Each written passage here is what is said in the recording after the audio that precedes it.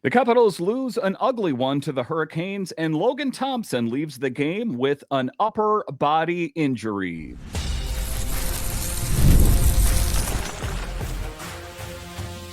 Your Locked On Capitals, your daily podcast on the Washington Capitals. Part of the Locked On Podcast Network. Your team every day.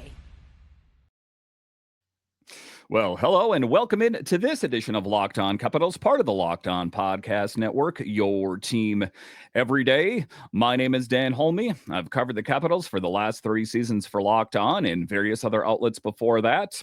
I'm also the host of the weekly show called The Capitals Minutecast, available wherever you find your podcasts. And as always, I want to thank you for making this your first listen of the day. So in this edition of Locked On Capitals, we talk about Ryan Leonard and the implications of him signing the entry-level contract that he signed. And what does that mean for his contract status going forward? I'll talk about that a bit later. I'll talk about Logan Thompson, left after the first period with what was said is an upper body injury. To be clear here, other than the injury, it was not LT's night. What should we be concerned about, and what does this mean for the netminding position going forward? I'll talk about that. The physicality in the game is what I'll talk about after that, and some dirty hits out there. I'm talking primarily about Connor McMichael getting thrown to the ice without his helmet on. What kind of discipline should go against the Hurricanes on that? But just to get it going here, I'm talking about the Capitals as they fall to the Hurricanes by a score of 5-1. And at this point, Capitals fans, is there a bit alarm going off in your head right now? Like, should we be concerned, or are we just so happy that we clinched as the first team in the NHL that who cares that we're losing? Things are going so well. Listen, for me, I think there is a great deal to be concerned about. You take a look at the win that the Capitals had last night against the Bruins, but you take a look at the games before that where they struggled. I'm talking Sabres, Wild, and Jets, and an ugly loss against the kind of team that the Capitals are going to face in the playoffs. And how did they fare? Not so great. And a little bit later, I'll talk about Logan Thompson a little bit more in depth, but he has not looked like the player that we've seen for a lion's share of the season. His last few starts have been not some of his best work. So ultimately, what is behind that? The silver lining in this game was, of course, just like I've talked about before, Alex Ovechkin scoring a goal and now only 3 goals away from breaking the Gretzky record. But other than that, it was ugly. The Hurricanes put up 3 goals within 13 minutes of the game. And you take a look at it, Logan Thompson started pretty rough, and I thought he was actually going to get the hook before the period was over, but then he finished strong. So it is a bit mysterious is the exact nature of his injury, other than just that ambiguous upper body injury. I guess we will find out here a bit sooner here than later. But a tough outing for the Capitals, and a lot of questions are coming into view. I'm already hearing a lot of chatter on social media. It's like flashbacks of the postseason last season, that we are, that riding a high this whole season, thinking that this team is infallible, bulletproof, that it can do no wrong. This team has a lot of bullet holes in it right now. And how do they fix what is wrong before we get caught up in our own hype, before we start, anointing Spencer Carberry as the greatest coach and this player's great and that player's great? We need to get back to the basics that got the Capitals in the position that they're at right now. The best team in the Metro Division, at times tied for the best team in all of the NHL. It doesn't look like that team out there right now, and it does have me a bit concerned. And like I say, you take a look at the schedule here recently. They struggled, and they have some games coming up here in the future. Again, they also meet the Hurricanes again, and you got to think that there is going to be a lot of cry for revenge in the next game. On deck here, the Capitals have Blackhawks, Islanders, and the Hurricanes again on April 10th. You better buckle up, as I think that one is going to be a wild ride. But let's dive into the game tonight in all of its ugliness. A frustrating 5-1 loss. It wasn't even close. There wasn't a moment in this game that I thought the Capitals were going to get back into it. They were down 3-0 in the first period. Put a fork in them. They're done. While the game itself may have been forgettable overall, there was one bright spot we absolutely have to discuss, and that's Alex Ovechkin's milestone goal. I don't want to bludgeon you here with all negativity. That is one of the things, that is one of the key storylines that we followed this entire season. Of course, we wanted to see the Capitals do great things, but was this going to be the season that Ovi catches and passes Gretzky? It is getting ever closer and closer. Ovi scored his 892nd career goal during a power play, marking another step closer to breaking Wayne Gretzky's all-time goals record. And you can feel it now. It is getting closer and closer. And that one wasn't from his office. It was kind of top of the dot there, or top of the circle there, but similar to where he normally finds the back of the net. So that was a good thing. Other than that, though, like I say, it was a bit difficult. Now, this goal also brought him to 39 goals for the season, tying him with Tage Thompson for the third highest in the league. So Alex Ovechkin, who is aging like a fine wine, talking about Father Time is undefeated. Listen, Alex Ovechkin punches Father Time squarely in the face and says, I don't want to hear it. I have things I need to accomplish. Now, not to mention, he's now scored in 3 consecutive games, making his pursuit of that record even more exciting.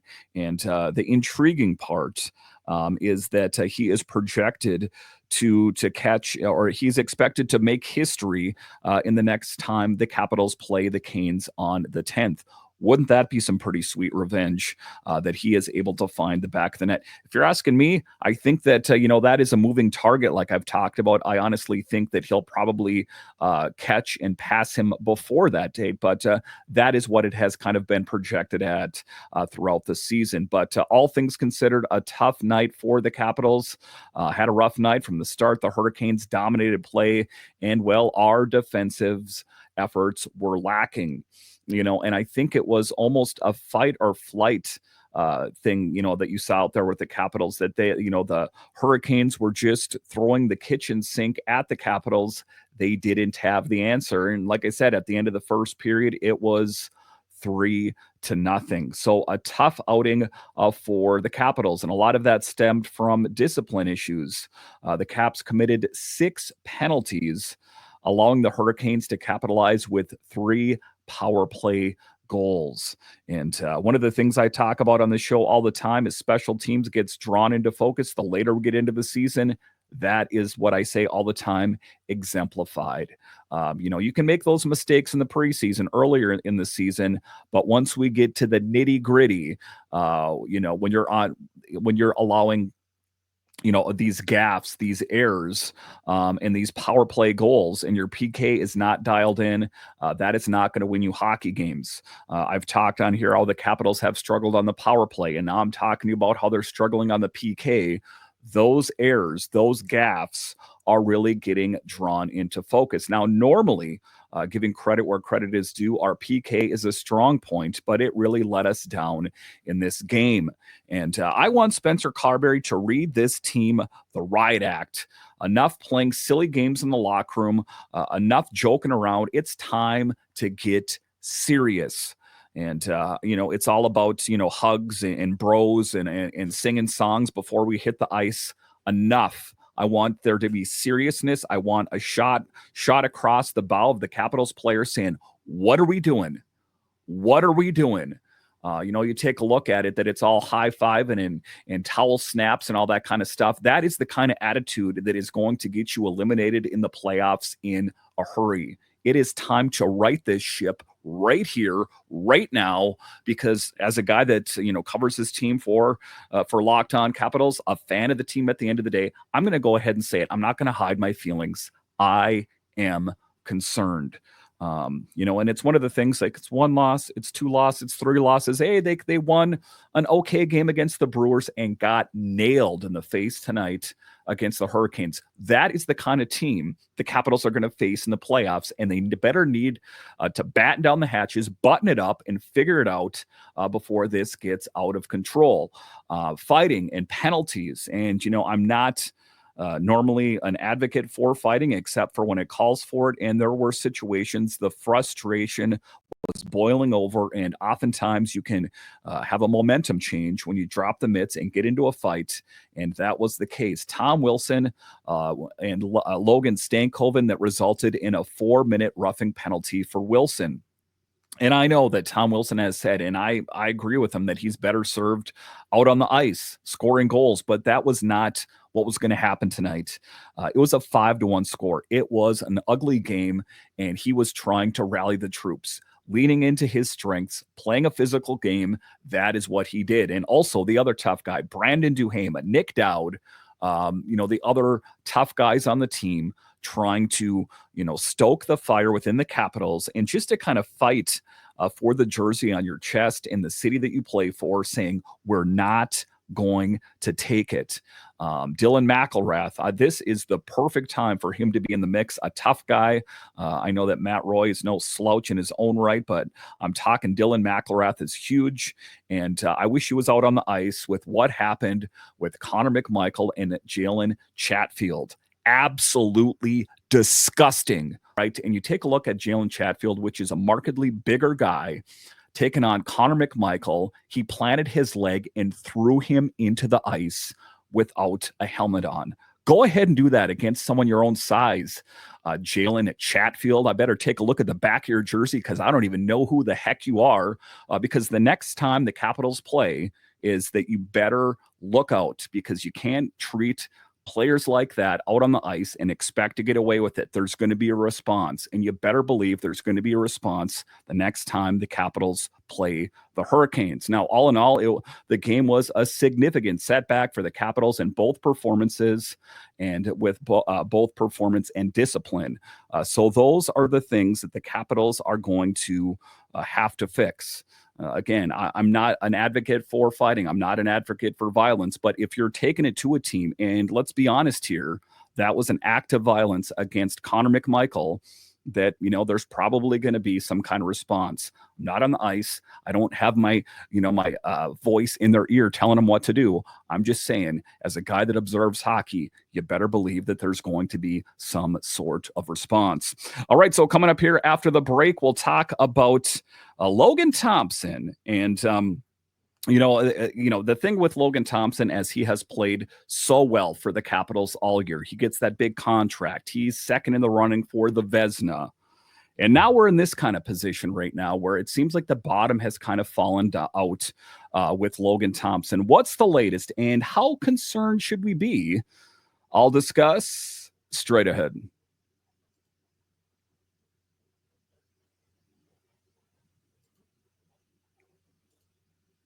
There's nothing like watching basketball live. The energy of the crowd, the sound of the sneakers on the hardwood, and maybe even a celebrity sighting courtside.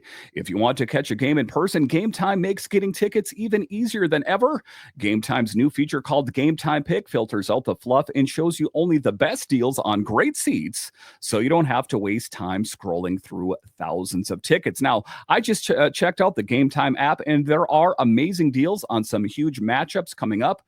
There's super deals. The Game Time picks even highlight super deals, giving you the best bang for your buck. So do that. Take the confusion out of buying tickets. Oftentimes you're going to a concert or a game and you want to see what the view of the stage or the playing surface is going to be. Go with Game Time and take the guesswork out of buying tickets. Download the Game Time app, create an account, and use code LOCKEDONNHL for $20 off your first purchase. Terms apply. Again, create an account and redeem code LOCKEDONNHL for $20 off. Download Game Time today. What time is it? Game time.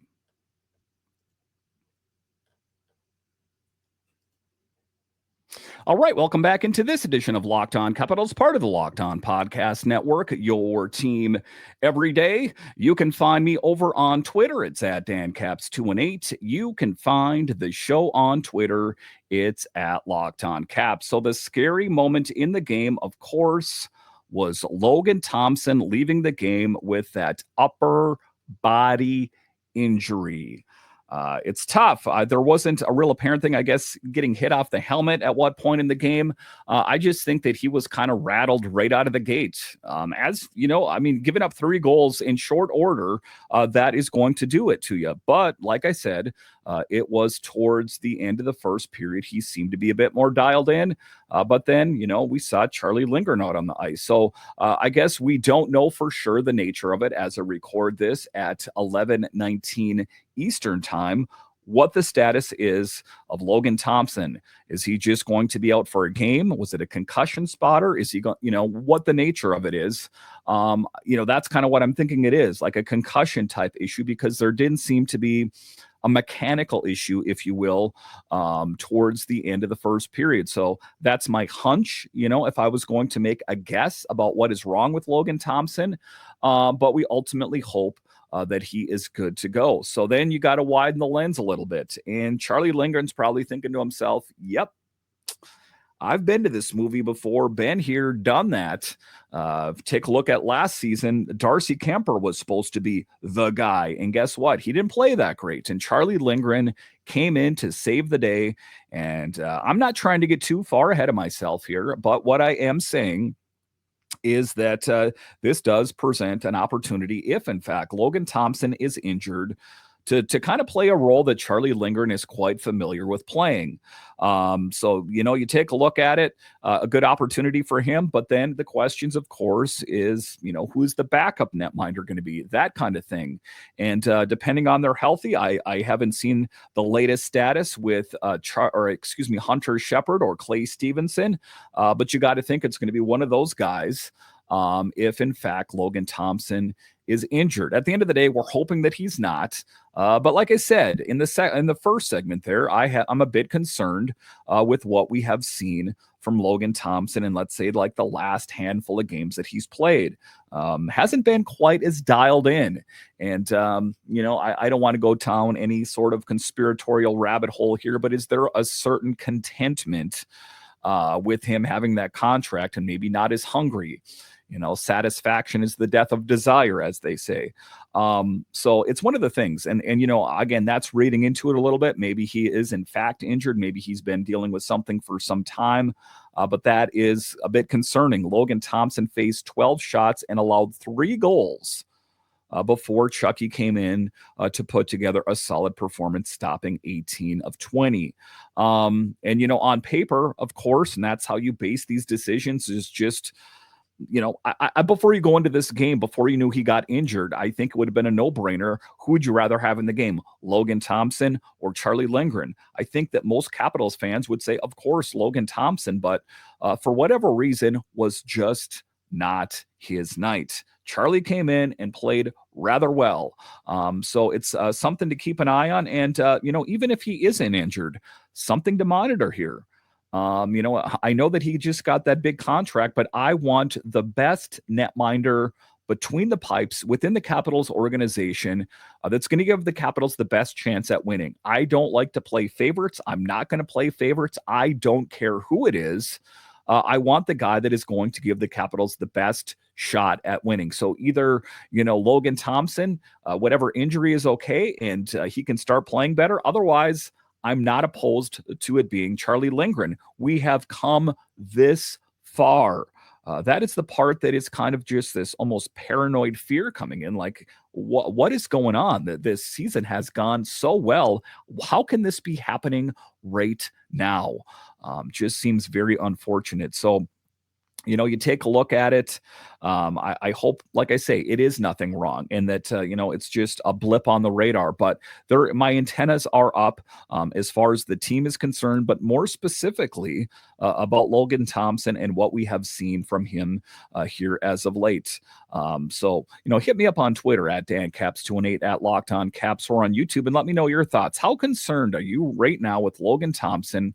Not the injury, but the play that we've seen, him giving up 3 goals within 13 minutes.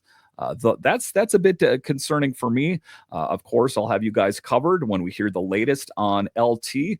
I imagine at some point tomorrow. But again, it's the next man up. If it's Charlie Lindgren, if it's Hunter Shepard, Clay Stevenson, whatever the case may be ready to go because it is crunch time for a team that needs to start playing a whole lot better. All right, so coming up here after the break, we'll talk about Ryan Leonard and his entry-level contract. Listen, Chris Patrick knew what was at stake here, signing him to that entry-level contract. What's the latest, and what does that mean for Ryan Leonard and the Capitals? I'll discuss straight ahead.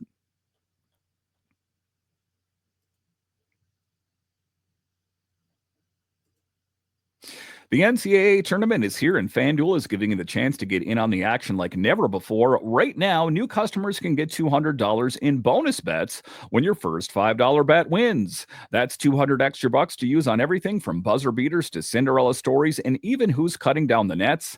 I've got my eyes on a few underdogs this year, and FanDuel makes it easy to get back into action with spreads, totals, and games and props. With tournament games happening almost every day, there's always something exciting to bet on. And listen, oftentimes I don't care a whole lot about college basketball, but there is something special in the air when it comes to March Madness. So say you're watching the games and you don't have any vested interest in the teams that are playing. Open up the FanDuel app, put a little bit of money on the game. All of a sudden, those games got that much more exciting. So visit FanDuel.com and get on the college hoop action all tournament long. All right, welcome back into this edition of Locked On Capitals, part of the Locked On Podcast Network, your team every day. So talking Ryan Leonard and the excitement that surrounds him. Of course, his first game was last night against Boston, a special moment, given the fact that he played for Boston College. He played in Boston in his first game. There's all sorts of things about Boston, but that was game 1. And in game 2, we saw him back in action against the Hurricanes and, was generating some opportunities to start the game there. So, again, I think that we're starting to see that growth. Putting himself in the right place, driving the net. I like what I have seen from Ryan Leonard, at least initially. And again, like I said, I think it's important to temper expectations for a guy that was playing in the NCAA, just a couple of games ago. So I think that he is taking steps forward. He is learning the Capital systems where he's supposed to be on the ice. And listen, this isn't a guy putting on skates for the first time. He's played hockey for a long time, and he is one of the best in the country right now at his level. So the ceiling is rather high. I just think it's patience at the end of the day. But let's talk about what is at stake for Ryan Leonard. There's some concern out there. We heard some of the similar concerns when it came to Crystal and entry-level contracts and all of that kind of thing. But the Capitals, Chris Patrick, they had confidence in their young star. Head coach Spencer Carberry placed Leonard, like I say, in the top 6 forward group, showing the team's confidence in his talent. And like I talked about in yesterday's show, I think that if I found out that Ryan Leonard started the season on the 4th line with Nick Dowd, I wouldn't have been too surprised. But that was definitely a testament of the confidence that they had in Ryan Leonard. And I think his game is only going to grow. Again, like I've said, just going out there and having fun, that is only going to last for so long. If you're playing in the top 6 and you're not performing, well, guess what? You might get bumped down. And if you continue not to perform, well, I don't want to go there. I don't want to say that is going to happen. But if once the Capitals are in playoff game number 1, things get real in a hurry. Now, the Capitals have burned a year off Leonard's entry-level contract, a strategic decision aimed at his development. Chris Patrick of the Capitals said, yeah, we know, we don't care. We want to get a look at this kid. And Chris Patrick remarked They had been closely monitoring Leonard during his college years in international play. He emphasized that burning a year off his contract is, well, a calculated risk, but crucial for having him ready for the regular season and the playoffs. And, like I said, we have seen pretty good things from him. Has not found the back of the net. At the end of the day, we got him out on the ice to score goals. Physicality as well, all the attributes that he has in his tool set, but scoring goals, the above all, end all, is what we need from Ryan Leonard. Again, you can have fun in the first game or two, but it's real now. The Capitals are struggling. There's a reason that you're here, and Radish is in his fancy clothes up in the box. Let's get to business. Now, that contract situation, NCAA players can opt for, quote, future contracts, unquote, or, quote, current contracts, unquote, that take effect immediately. As far as Leonard is concerned, he signed a current contract, while fellow prospect David Gucciardi received a future deal. So the implications for Leonard, even one regular season game counts towards his contract, which may lead to a bigger financial commitment sooner if he excels. Now, his contract was incentivized with all different types of things. Like if he scores these amount of goals, that he is getting paid a base amount, but he has certain performance incentives if he can play very well. Now, it has been a bit of a shift in strategy. This decision marks a change in the Caps' approach, moving from trading draft picks for immediate help to investing in young talent. And it's the right move. The Capitals have kicked that can down the road of win now mode for years, that they're finally doing the right thing and developing young talent for the next wave of this team. You take a look at him, though, the ceiling, his trajectory is quite something, having back-to-back 30-goal seasons. Quite something what he has put up. Leonard is the highest draft pick to debut for the Capitals from their own selection since Carl Alzner, indicating a long-awaited excitement around a rookie player. So it's been some time since there's been this kind of excitement surrounding a young talent. I mean, and if you watch and listen to this show on a daily basis, I'm drinking the Kool-Aid as well. I'm really, really excited about what it means. Am I concerned about his contract? No, because I know that even though they burned a year, but when he's due for a new contract, well, I think he's going to get one, and I think he's going to be handsomely paid. That much I know for sure. But, to circle back to my initial point is I'm all about him having fun, cutting his teeth, getting acclimated to the team. But at some point, it's got to get serious. You got to start producing because these games right now, even though they have me biting my nails, the Capitals are in a playoff spot. And for a lot of other teams, they're trying to get into the final dance. The Capitals are there, but they got to turn it around because these games that mean nothing, they're losing those ones too. So, I don't want to get, too down in the dumps and say that all hope is lost, but there are definitely things that need to get turned around if this team is going to have any sort of success in the playoffs. All right. Once again, I want to thank you for joining me on this edition of Locked On Capitals, your only daily year-round podcast covering the Capitals. And I want to thank you that listen on the audio side and watch this on YouTube. You are what makes this show successful. When you're done here, head on over to Locked On NHL, as they have you covered 5 days a week, available wherever you find your podcasts and on YouTube. All right, once again, I want to thank you for joining me on this edition of Locked On Capitals, part of the Locked On Podcast Network. It is your team every day. My name is Dan Holme, and I'll talk to you again next time.